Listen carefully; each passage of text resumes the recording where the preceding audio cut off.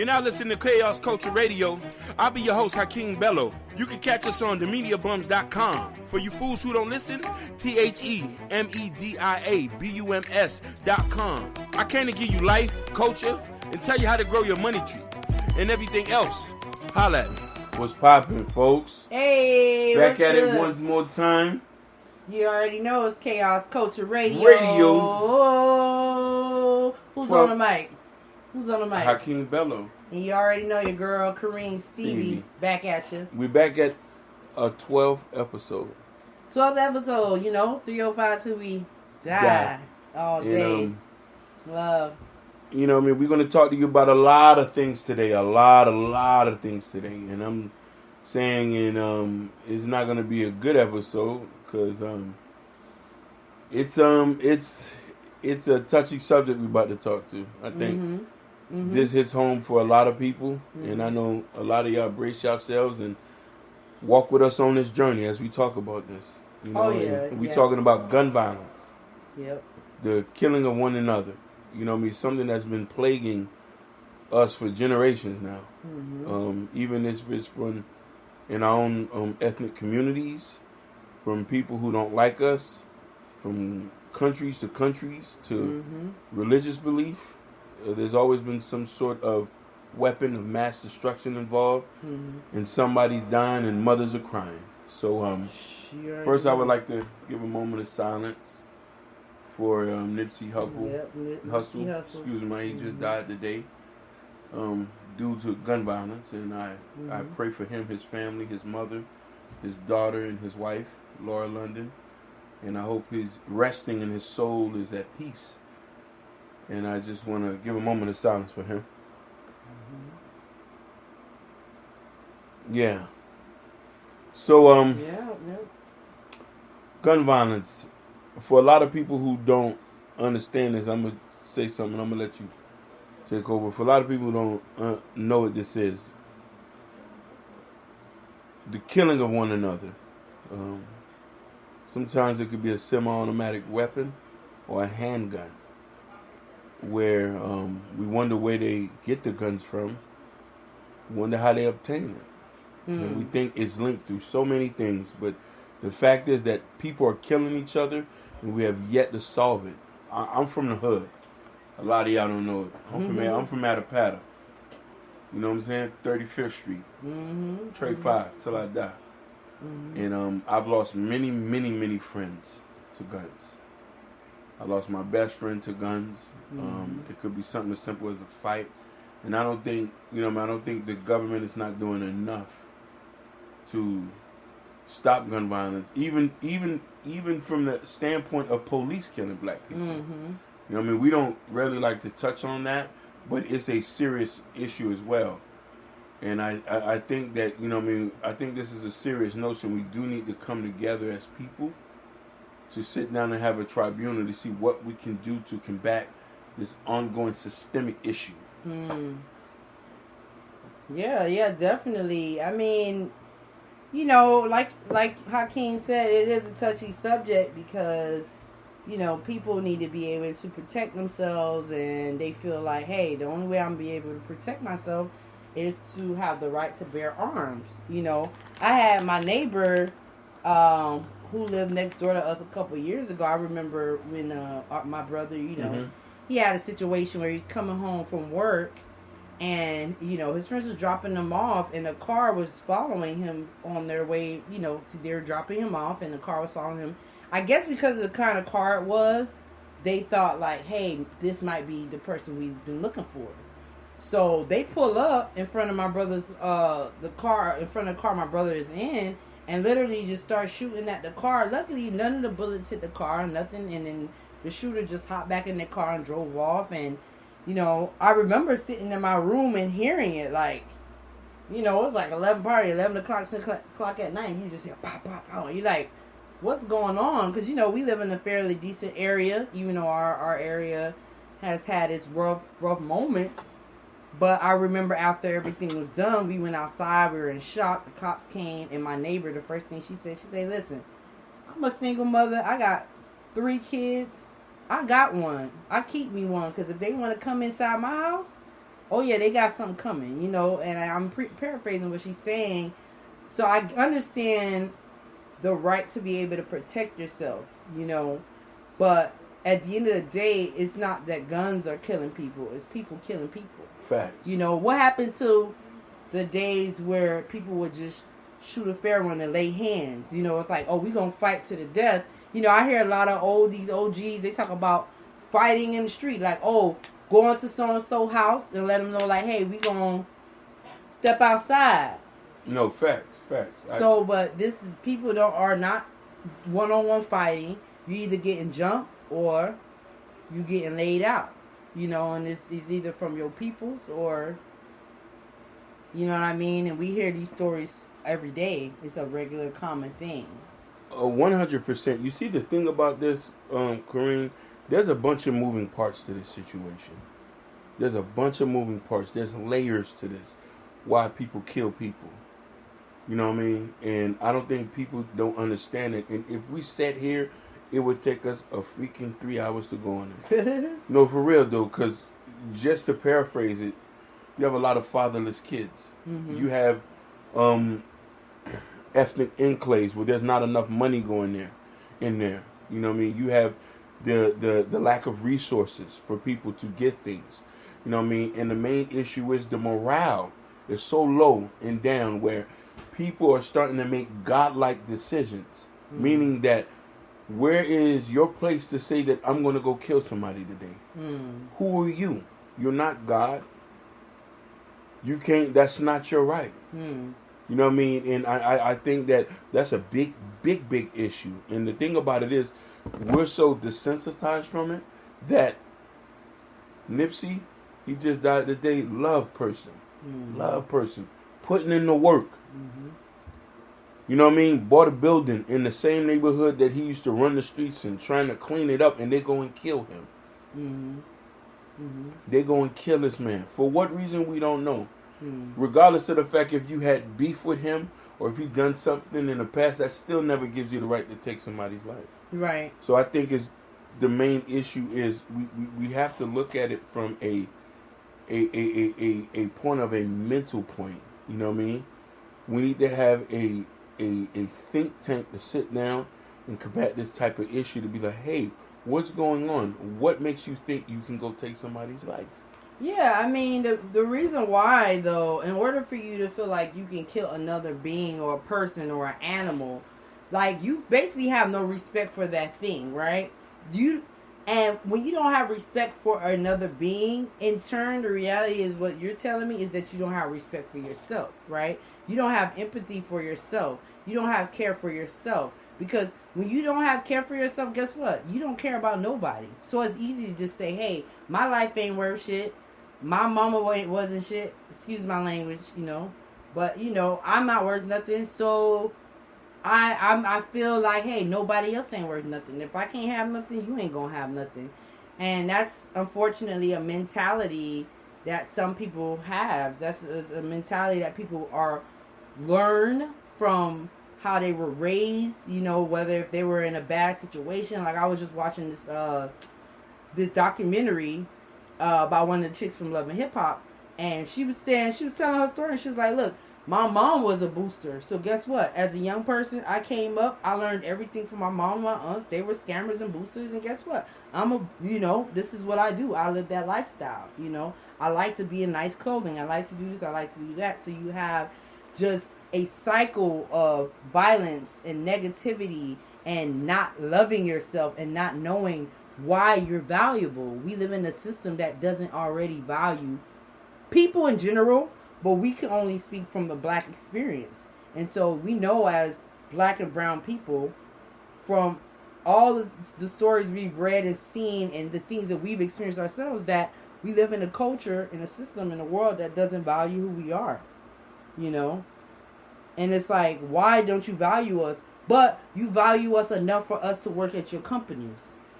You value us enough for you to use our energy, but you don't value us enough for us to be alive and enjoy life. What's up with that? No, definitely. And just to piggyback on that, the point that I was trying to get out earlier was this.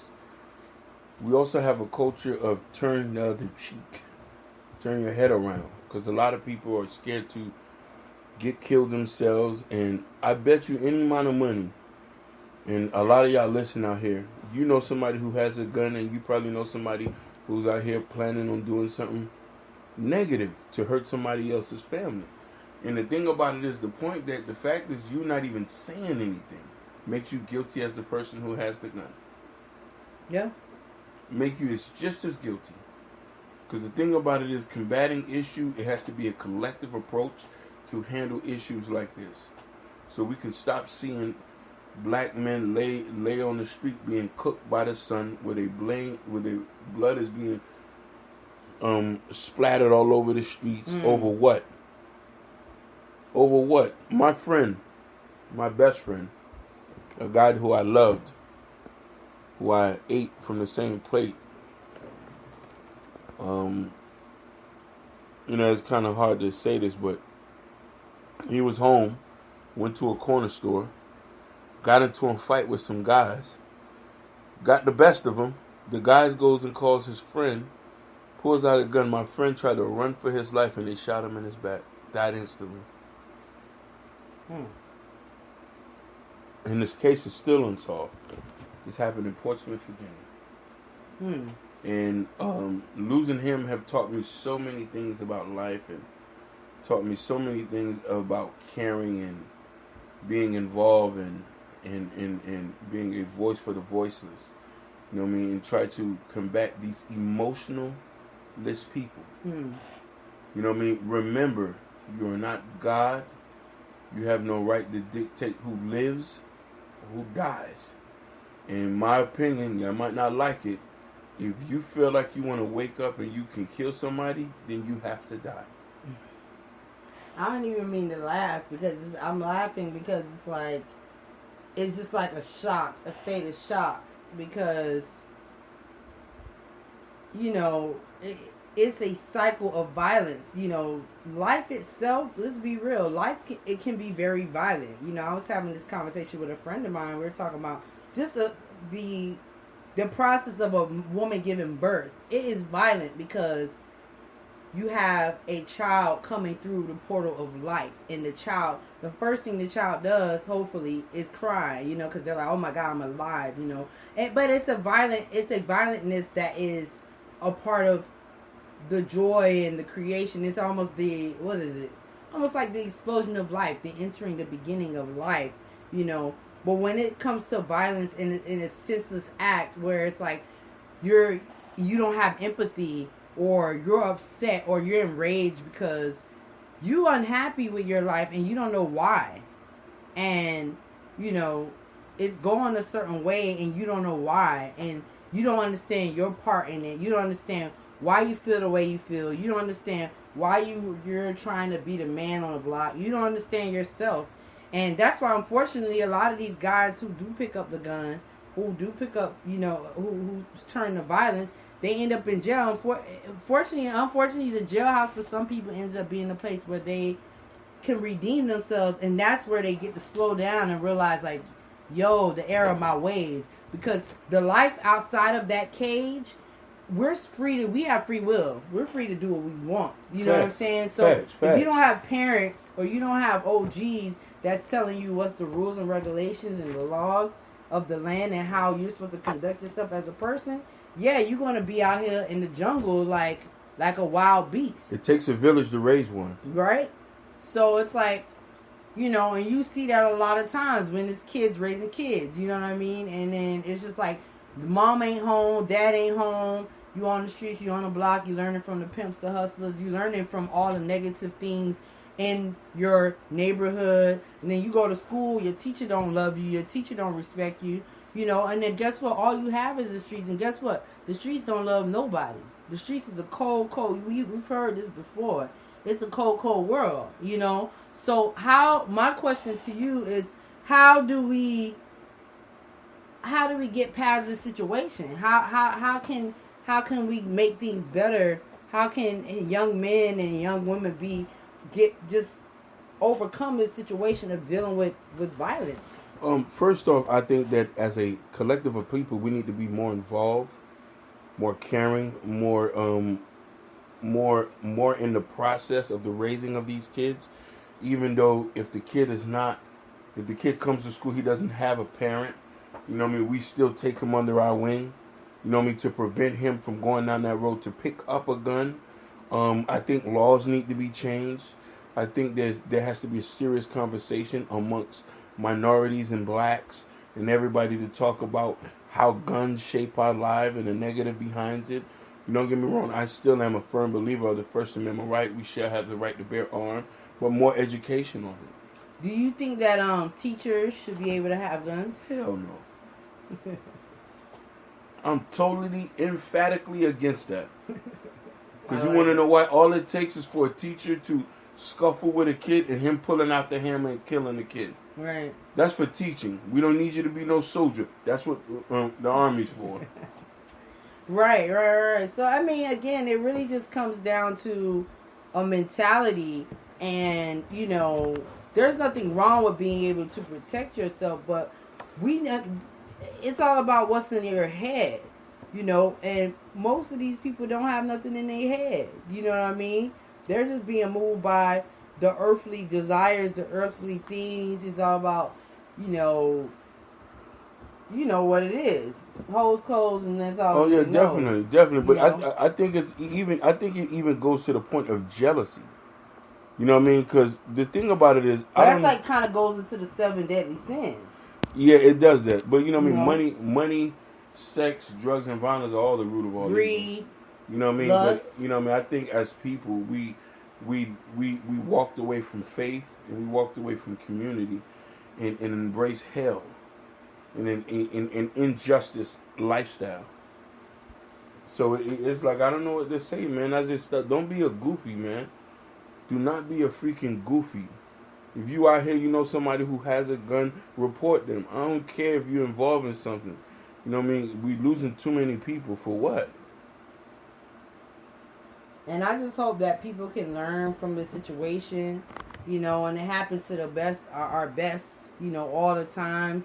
Honestly, this ain't nothing new. Even when Triple X got shot last year, the day before my birthday, I think it was June 18th. I think the most disturbing thing about that last year was, you know, he was a young man that had a very troubled past, you know, had mommy issues. He had the whole abuse thing going on with his ex, and he had a lot going on. But sad to say, you saw how his life went out. He was a very violent person in his life. He took it out on a lot of different people. And the way he passed, you know, it was very sad to see, because the first thing you saw was this man dead body in the Lambo, you know. And it's just like, just hearing those two opposites, you know, it just makes me remind me of that Jay-Z line, dying with a good looking corpse. You know, when I see that, it reminds me of James Dean. You know, it's like living young, you know, young fast and die young, you know. And it's just like, it's just so sad, because you see these young men, and they're just beautiful people, you know. They're beautiful men. They're you know what I mean. They got so much going on for them, and then everything just gets taken away from them in a blink of a second, you know. Even when they're in a place where they're ready to make a turning point. Like when X died, a lot of people were like, you know, he was very young. He was 20, 21. He was still foolish. He was still very dumb. But that doesn't mean that if that man would have had time to live, that he wouldn't have evolved himself. Oh yeah, he would have been something great. You know, you hear those stories all the time. Look at Pac. Pac was rare because he was a revolutionary. Yeah, but he was also a gangster. Look at his upbringing. Exactly. You know what I mean? I think the upbringing has a big choice of the decision making a person makes at the time, right, when the act is about to commence. Yeah. You feel what I'm trying to say? And I don't think a lot of people have to your choices define who you are and what you're going to be in life. Mm-hmm. You know what I mean? So take heed to what I say as far as on that level. Mm-hmm. It's all about choices. It is. And again, you know, it always comes back to we're left with the question of where would this person be in the next 5 years, in the next year, in the next couple of years, if they would have had an opportunity to continue to pursue their dreams. We can only imagine, and that's the part I think that usually ends up hurting a community of people, because when one person gets killed it's not just them that died that day. Mm-hmm. You know, it's a piece of everybody who knew that person dies with that person's hopes and dreams, and it just becomes this thing of what if, you know. And if we can prevent that, you know, let's try and prevent that. You know, like you said, let's try and be more proactive with the people in our community, with our brothers and sisters, with our friends, with our loved ones. Let's try and be more accountable for each other. Let's, you know, each one teach one. You know what I'm saying? Let's, you know, be our brothers and sisters keeper. I mean, granted, everybody's grown. I'm talking about adults. You can't tell a grown person what to do, but as a person who understands, and you know, you kind of, it's okay to call somebody out. You know what I'm saying? When you see them BSing or you see them going down a bad path, it's okay to let them know, like, hey, I love you. I wish you the best, and I hope you make the better choices in life. You know, even if you encounter people, because you can't always change people's path or where they headed. No. But you can give them a little piece of wisdom on their journey to hopefully spark the change. You know, so. Definitely, and that's what it is. You know what I mean? People, I just want you to just sit and think of what you're going to do before you pull that trigger. Sit and think who life is going to be hurt. Yours and the other person. And that's all I got to say on that tip.